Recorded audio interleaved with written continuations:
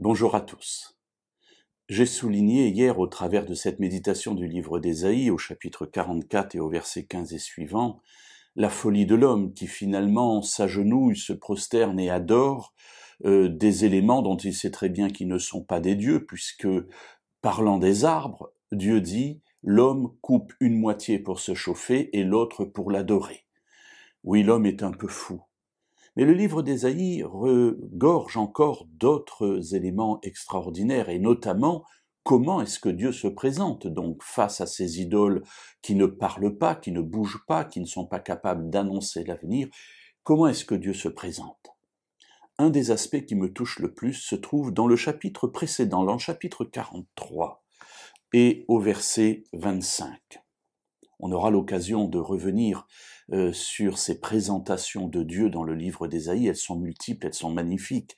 C'est un livre extraordinaire à lire, mais dans ce verset 25 du chapitre 43, Dieu dit quelque chose qui me touche particulièrement. Il dit de lui, « C'est moi, moi qui efface tes crimes pour l'amour de moi, et je ne me souviendrai plus de tes péchés. » Alors mes amis, je trouve ce passage extraordinaire parce que, tout d'abord, Dieu se présente comme étant celui qui efface nos péchés, c'est-à-dire qui nous pardonne.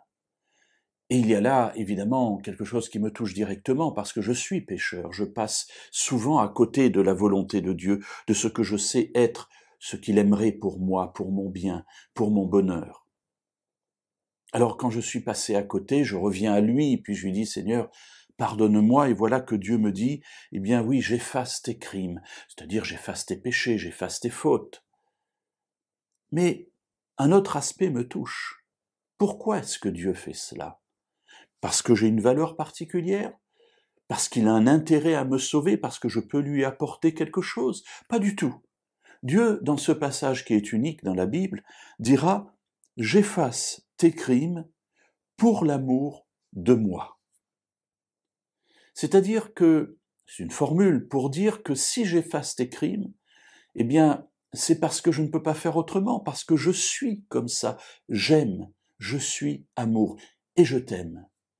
Et comme je t'aime, eh bien, je ne peux pas faire autre chose que d'effacer tes crimes et tes péchés. Je le fais simplement parce que je suis ce que je suis. Alors j'aime ce Dieu qui aime, j'aime ce Dieu qui m'aime, j'aime ce Dieu qui me pardonne.